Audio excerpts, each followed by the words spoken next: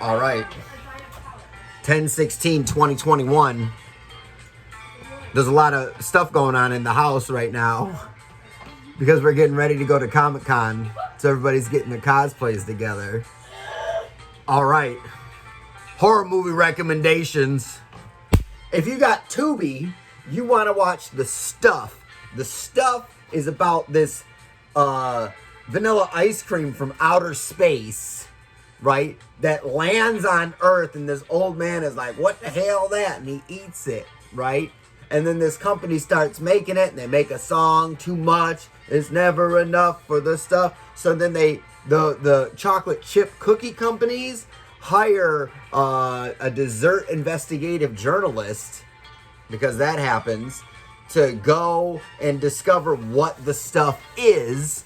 And they find that you eat the stuff eats you, turns you into a mind-numb, unsentient space ice cream mutant, where you're just trying to puke up stuff onto more people and take over the world. Anyways, if you got Amazon, you want to watch Stage Fright, not the 1978 Aquarius, aka Stage Fright, like the 2008 Stage Fright. This is a musical. It's about kids at a musical camp at a theater. Say it, Laura. Say theater. She can't say it. Theater. Theater. They're at a theater school, and everything is a musical. We're doing musical. And then the killer's like, I'm cutting your fucking head off with an axe. And Meatloaf's in it. This is the X-Man, by the way. He's gonna be Pickle Rick.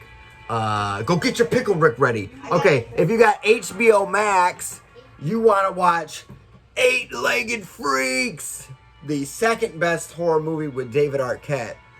Yeah, you see how I did that ranking right there? There are some screams after Eight-Legged Freaks. Eight-Legged Freaks is about, I don't know, giant mutant spiders that try to get into a mall or something, but it's ridiculous. In the late 90s, early 2000s, they started bringing back, like, creature features. They had Anaconda with Jennifer Lopez and Owen Wilson and Ice Cube.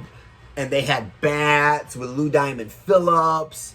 And they had, well, maybe it was just Bats and Anaconda. But then they made Eight-Legged Freaks, and this one's about giant spiders. And listen, it sounds terrible, but you got HBO Max, go back and watch Eight-Legged Freaks, and you'll be like, mind blown, dude. All right.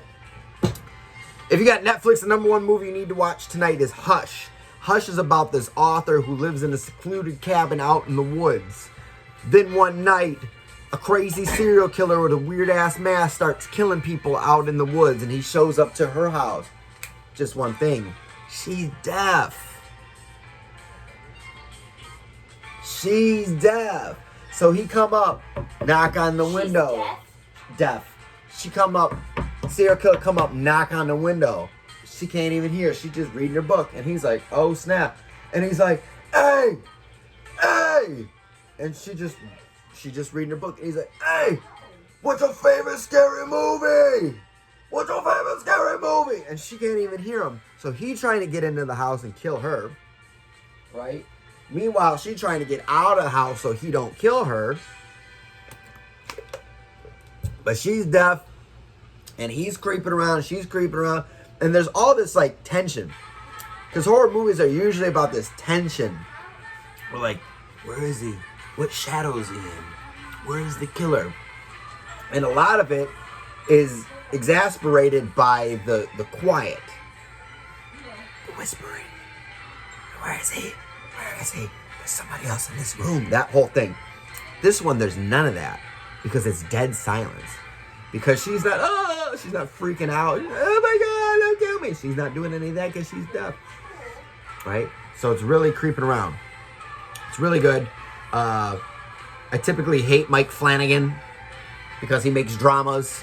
And then he puts a ghost over in the corner and he goes, it's horror. And it's like, no. It's okay drama, right?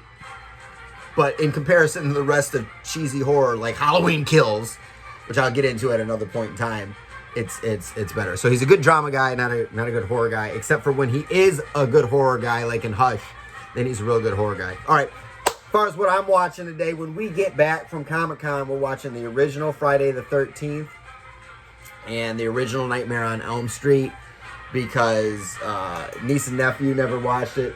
Xander and Eleanor, they've never watched it, so we're gonna watch it when we get back from the what's it name. So yeah, so just to recap, if you got Tubi, you're gonna watch the stuff about the vanilla ice cream pudding that comes from outer space, and they put it in a jar and you eat it and it eats you, and too much is never enough of the stuff, and the guy's name's Chocolate Chip. It's weird.